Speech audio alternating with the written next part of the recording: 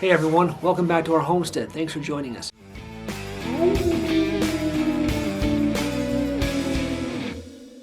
So regarding the wood stove, in 1740, Benjamin Franklin created the Pennsylvania fireplace. And even though his idea didn't take off in his era, the idea passed on through time and set the foundation for this piece you see right here.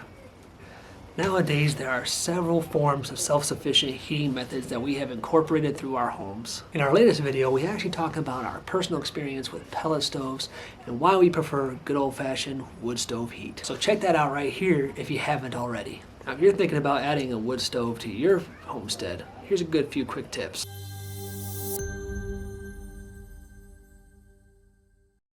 Have your setup inspected. Although I admire anyone that takes it upon themselves to exercise their God-given resourcefulness, you just can't beat the peace of mind of having a pro look at your setup and give you the thumbs up.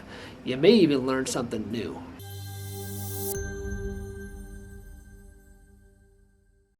Make sure your wood is dry. We keep our wood outside dry and ventilated. This does not have to be fancy. This can be as simple as our setup. A cattle panel stapled down to a skid with a tarp over it. Another thing that we do is we bring the wood in to warm it up. We find that if the stove doesn't have to warm the wood as it burns, it keeps more heat in the stove.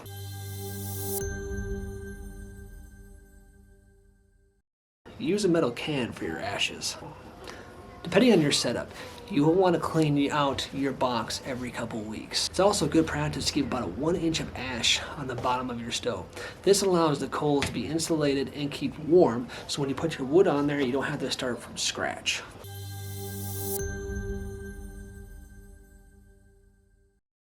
Use pine for kindling wood.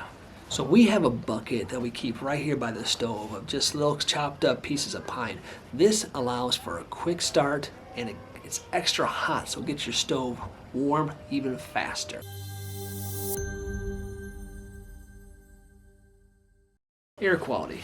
If you're like me, where anything from dog hair or any animal hair for that matter down to a smeared dust particle causes your sinuses absolutely to go into haywire mode, this right here will be the most important thing you do with a wood stove. You may find that after a few days of using a wood stove, your sinuses start to dry up. Some people have had bloody noses. You can easily remedy this by putting a pot of water on top of your stove.